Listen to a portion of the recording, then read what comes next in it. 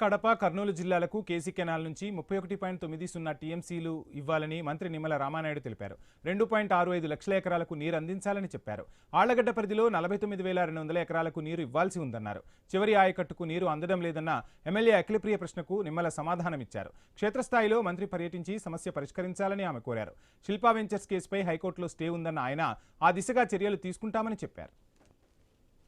ఆళ్లగడ్డ చివరి ప్రాంతం కావడంతో చివరి ఆయకట్టు వరకు నీళ్లు తీసుకురావడం ఎప్పుడు కూడా ప్రతి సంవత్సరము ఇబ్బందులు రైతులు ఎదుర్కొంటున్నారు అధ్యక్ష. 90,000 ఎకరాల్లో కేసీ కెనాల్ కి 55,000 ఎకరాలు మరి ఈ రోజు రైతులు ఇబ్బందులు పడుతున్నారన్న సంగతి ప్రభుత్వం దృష్టికి తీసుకొస్తున్నాను అధ్యక్ష. ఎందుకంటే సున్కేసులో కూడా అధ్యక్ష ఆళ్లగడ్డ ప్రాంతానికి సున్కేసుల నుంచి ఎప్పుడు నీళ్లు రాలేదు అధ్యక్ష. మా ప్రాంతంలో రైతులు పడుతున్న ఇబ్బందులు ప్రత్యేకంగా మంత్రి గారు దృష్టి పెట్టి ఒకసారి విజిట్ చేస్తే ఆయనకు అర్థమవుతుంది అధ్యక్ష. ముఖ్యంగా అధ్యక్ష శిల్పా వెంచర్ ఏదైతే ఇట్లాంటి వెంచర్ల ద్వారా అటు ఆళ్లగడ్డ కానీ నంద్యాల కానీ కడప ప్రాంతంలో వెంచర్లు వేసుకొని కెనాల్ని పూర్తి చేసి వాళ్ళ మీద ఇంతవరకు యాక్షన్ తీసుకోలేదు అధ్యక్ష.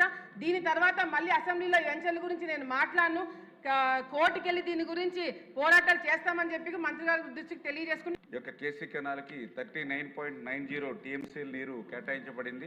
ఈ యొక్క 31.90 టీఎంసీ నీటితో నంద్యాల, కడప, కర్నూలు జిల్లాలకు సంబంధించి 2,65,628 ఎకరాలకి మనము సాగునీరు అందించవలసినటువంటి పరిస్థితి ఉంది అధ్యక్ష.